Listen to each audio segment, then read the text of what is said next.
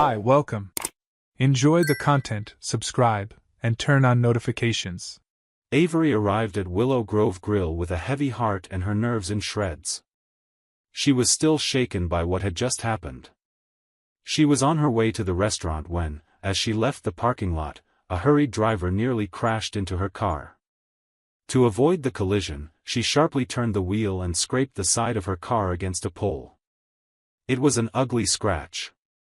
She stopped the car trembling, took a deep breath, and tried to hold back the tears. She thought about giving up and going back home, but decided to go to the restaurant anyway. It was the least she could do. The valet looked at the scratched car and then at her with some pity. Avery avoided his gaze and entered the restaurant feeling the weight of an entire day falling apart. As soon as the maitre saw her, he kindly asked if she was Avery Harper. Hearing her last name stirred something in her. She hadn't heard that name said alongside hers in a long time. Caleb always liked making reservations with full names, saying it gave an air of respect. For a moment, she smiled, more out of memory than joy. She was led to a table near the window. A glass of wine was already there. Caleb had made the reservation in advance, as he did on birthdays and special occasions. She sat down, took off her wet coat, and tried to fix her hair with her fingers. She had gotten dressed carefully, but everything seemed to have spiraled out of control. Her lipstick was already smudged, and her hands were trembling slightly. Alone at the table, Avery watched the couples around her. Some laughed loudly, others talked tenderly. The sound of cutlery, the toasts, everything seemed to echo a life she once had. She picked up the napkin, pretending to dab her lips, while actually trying to hide the emotion rising in her chest. She closed her eyes for a few seconds and, without realizing it, began to remember everything. From the beginning. She had just graduated from college when she got a job at the accounting firm. She was enthusiastic, full of ideas, and determined to climb fast. Caleb was an old client of the company, and from the first meeting, there was something different about him. It wasn't just the charisma, it was the way he paid attention to what she said. Even though he was more experienced, he treated Avery as an equal. The conversations became more personal over time. They exchanged professional contacts, and naturally, the topics began to go beyond numbers. Not long after, they started going out. First quick coffees, then dinners. Before they realized it, they were inseparable. Caleb was confident, fun, a man who seemed to have control over his own life and, at the same time, was willing to share everything with her. He praised every achievement of hers, attended important meetings, waited outside when she had nerve-wracking presentations. Avery felt like she had found someone who truly saw her. The marriage proposal came less than a year later. It was intimate, sincere, and she accepted without hesitation. The wedding was beautiful, even if simple. The families got along well, and their friends seemed to root for them. During the first 3 years, everything flowed with a lightness she thought was rare. They shared responsibilities, laughed at small things, and made plans for the future. They thought about traveling, buying a bigger house, maybe starting a family. Avery felt at peace with him. It was as if the world paused a little when they were together. As she waited at the restaurant table, these memories mixed with the present. She looked at the clock, adjusted the cutlery, drank short sips of wine trying to control her nervousness. She still didn't know if Caleb would actually show up. Since what happened, they hadn't spoken in person. Avery tried contacting him a few times, sent messages, left voicemails, but he never replied. When she suggested dinner, she expected to be ignored, as had happened before. But instead, Caleb made the reservation himself and responded with a simple phrase, "I'll be there at 8." That was enough to rekindle a spark of hope, or perhaps just another illusion. Avery knew this meeting was the last chance for something. She wasn't sure exactly what. Forgiveness? Understanding? A goodbye? She just wanted to look into his eyes and say what she never had the courage to say. She wanted to tell him things she had kept to herself for too long. But now, sitting there, all she could feel was her tightened breathing and the emptiness that forms when you're waiting for someone who might not walk through the door. A waiter approached and asked if she'd like to order something while she waited. She thanked him but declined. She absent-mindedly fiddled with the wedding ring she still wore, though only when alone. Her gaze wandered for moments, trying to imagine whether Caleb was on his way, had changed his mind, or if, in truth, he simply wanted to silently end that chapter. She stayed there, caught between what she lived and what she let slip away. Each passing minute increased the tension in her chest. It wasn't just the weight. It was the fear of facing her own mistakes, of admitting what she felt, and hearing something she might not be ready to hear. And yet, she needed to be there. Because deep down, she knew everything would begin or end at that table. The feeling that something was out of place started subtly. Avery tried to convince herself it was just the natural way of living together. But there was a restlessness in her chest that repeated more frequently, even in moments that should have been happy. Caleb was still kind, still attentive, but he had become predictable. The affection remained, but the passion seemed to have quietly slipped away. She missed something, and that something was hard to name. She began waking up with less enthusiasm, coming home from work more tired than she should be, and avoiding certain conversations. On the outside, she maintained the appearance of a devoted wife. Inside, she carried doubts that grew like cracks. It was during this moment of vulnerability that Miles Donovan appeared. A new client at the firm, from another city, with a bold and confident manner that contrasted with Avery's safe routine. He was involved in a business expansion project, and coincidentally, Caleb also participated as one of the investors. This created a bridge between the two worlds, and between the two men. From the first meeting, Avery noticed how Miles stood out. He spoke firmly, smiled with intention, and looked at her in a way that reminded her of who she was before all of this. Interactions with Miles started like any other professional relationship. But over time, the conversations began including compliments, off-topic comments, personal questions.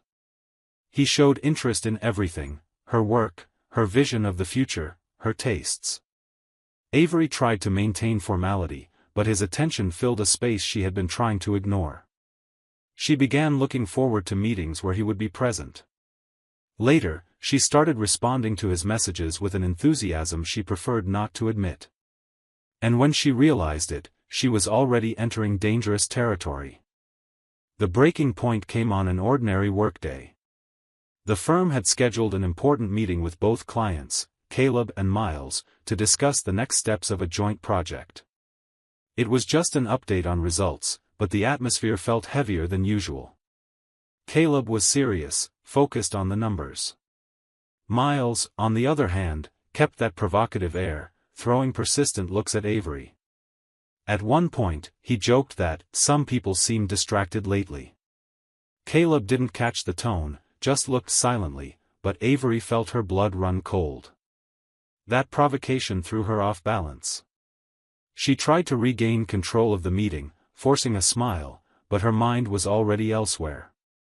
That night at home, Caleb mentioned that he thought Miles was a bit invasive, too informal for a project of that size.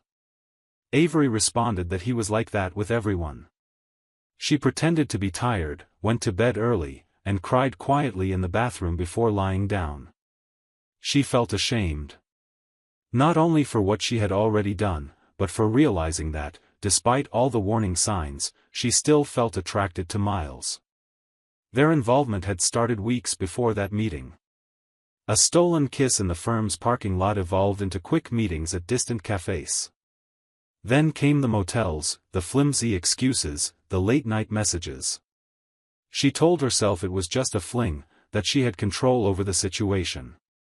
But Miles wanted more. He called when she was at home. Sent suggestive pictures, even knowing the risks. And Avery, instead of cutting things off completely, hesitated. Every time she said it would be the last meeting, she scheduled another one. Miles began to become a real problem. He sent gifts, wanted to talk about the future. One afternoon, he showed up at the firm with a small box. Said it was a thank you for everything she had been doing for the project. Avery refused to open it in front of her colleagues and put it in her bag.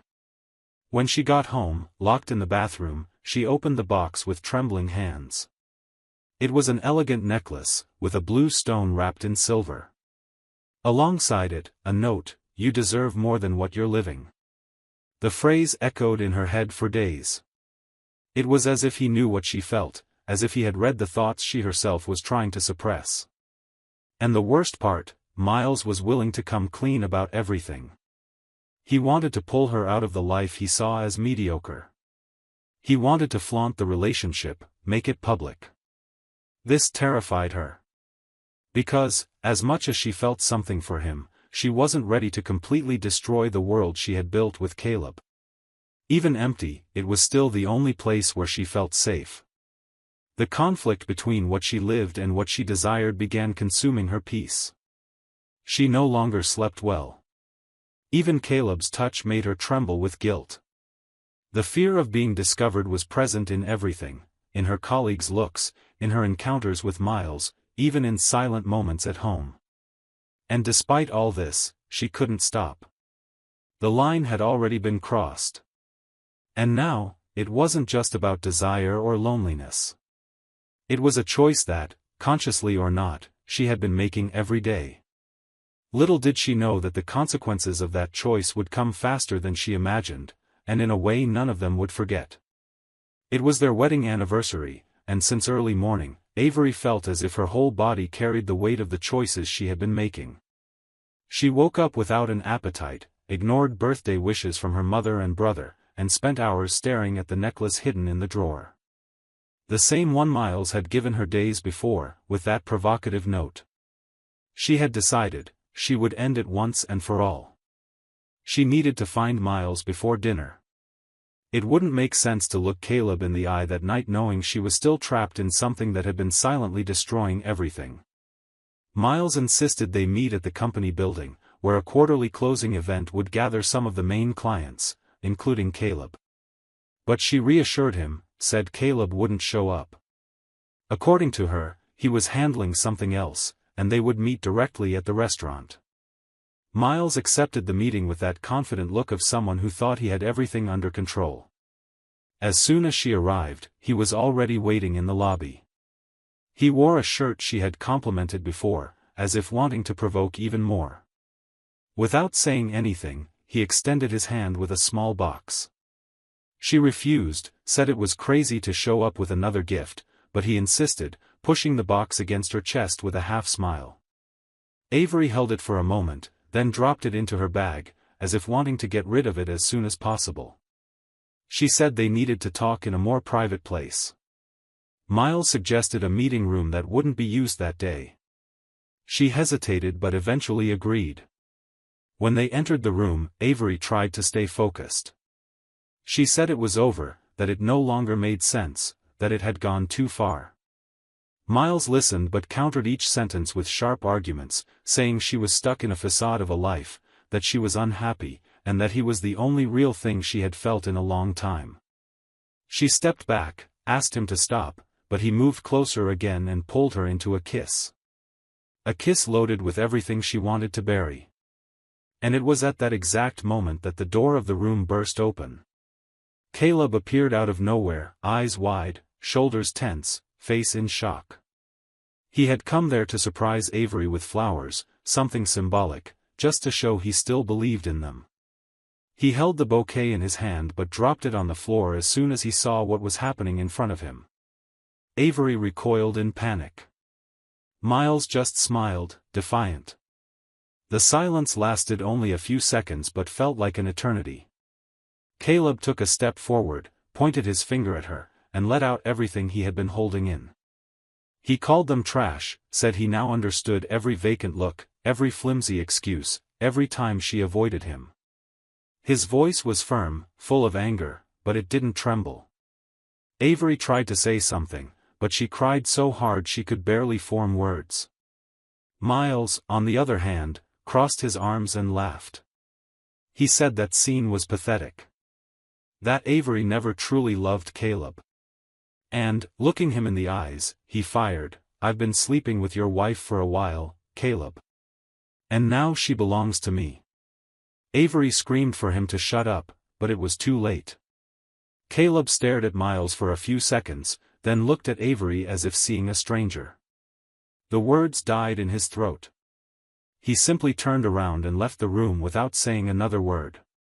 The door slammed, and all that was left was the sound of Avery's sobs echoing alone in that place. Caleb left the room without looking back. His head throbbed. The image of Avery in Miles's arms replayed like an endless sequence, tearing at his chest with every step he took. He got into the car still with clenched fists. His breathing was uneven, his jaw tight. On the passenger seat, the bouquet of flowers he had brought for his wife now seemed like a cruel joke. He started the car and headed toward their house, unsure of what he would do when he got there. He had no plan. He just wanted to get away from there. On the way, his phone started vibrating. It was Avery. He ignored the first call. The second too. On the third, he answered. She was crying on the other end. Barely able to form sentences. She tried apologizing, tried justifying what was impossible to justify. Caleb didn't let her finish. He said only one sentence, his voice cold and firm. "Please, don't come home. Avoid the worst." And he hung up. Inside the company, the scene was still being talked about. Other employees witnessed the argument, some saw Caleb leave distraught, others saw Avery in tears and Miles with a puffed-up chest, smiling smugly as if it were a conquest. He tried approaching Avery, still in the hallway, and said, "Come with me. Let's go to my place. Leave all this behind." She turned her face in anger. Called him selfish, an idiot. Said he was worthless, that he only thought of himself. Miles tried arguing, but she yelled. "Get out of my life, Miles. Please. Disappear." His smile faded, and for a few seconds, he stood there, motionless, unsure of what to do. But upon noticing the stares around him, he puffed up his chest again, adjusted his jacket, and walked out with the same arrogant air as always, as if nothing had happened.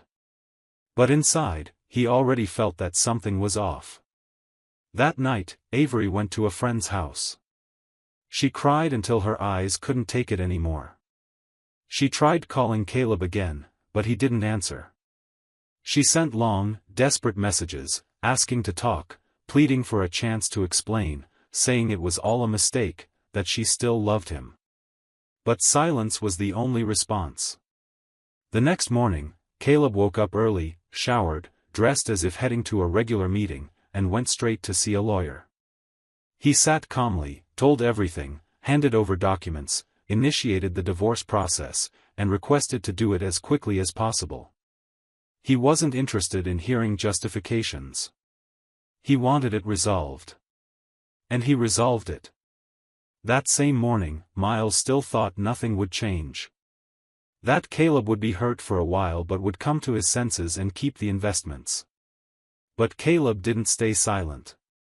He picked up the phone and called each investor involved in the projects with Miles.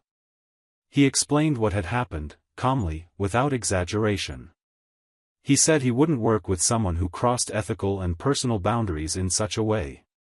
Within hours, Miles's phone started ringing non-stop. One by one, the contracts were cancelled. All of them.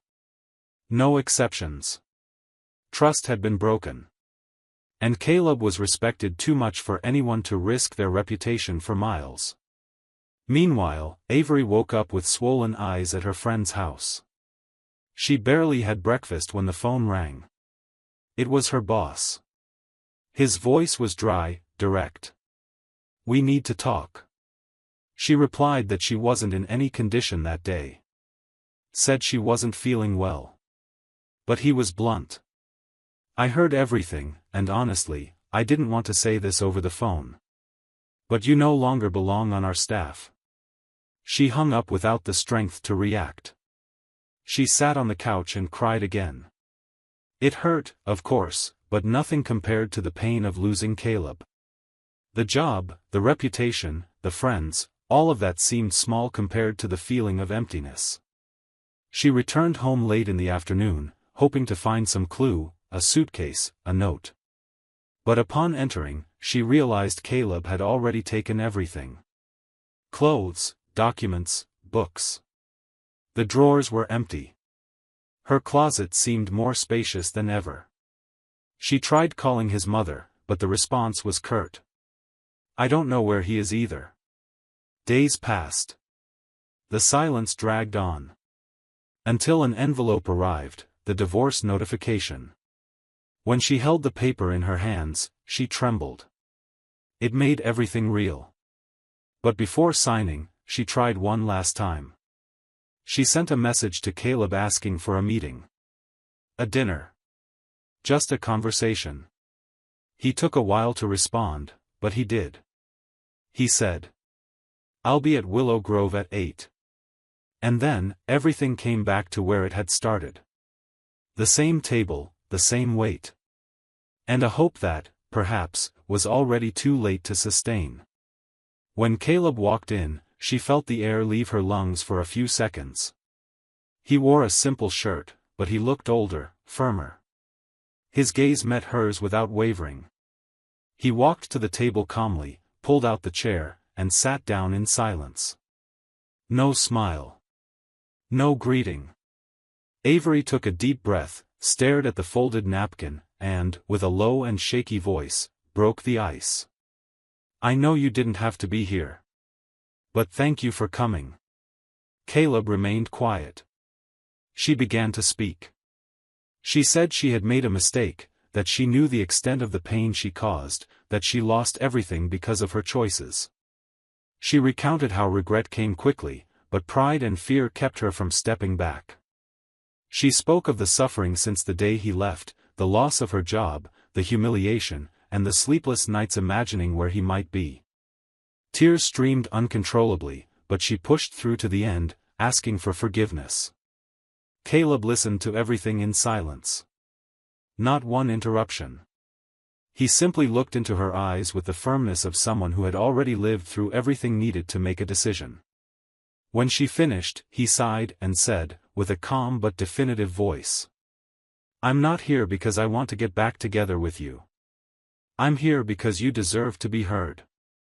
It was fair.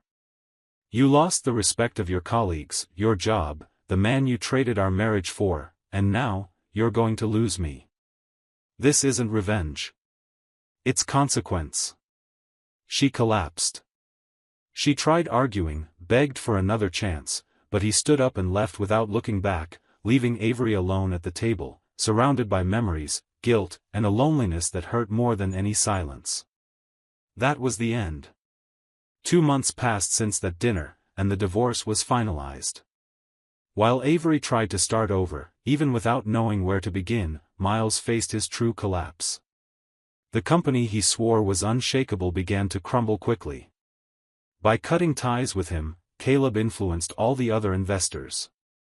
One by one, the contracts ended. Without capital injection, the project stopped. The payroll was high, the office rent was overdue, and the bills began to pile up. Miles tried to maintain his arrogant demeanor for a while. He said he would turn things around. But deep down, he knew failure was at the door. He began to feel chills, not because the affair with Avery had ended, but out of fear of bankruptcy. And he went bankrupt.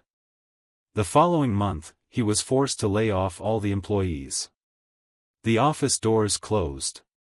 Some former employees filed lawsuits over unpaid wages. And the name Miles Donovan, once associated with success and ambition, began circulating in conversations as an example of downfall, impulsiveness, and arrogance. He lost everything. And the silence that followed wasn't the same one Caleb chose when he left. Miles's silence was the silence of someone who hadn't learned anything, even after watching everything fall apart. As for Caleb chose peace. And that, more than any revenge, was his greatest victory. Thank you for watching the video. If you enjoyed it, don't forget to subscribe to the channel and turn on notifications so you won't miss any updates. See you next time.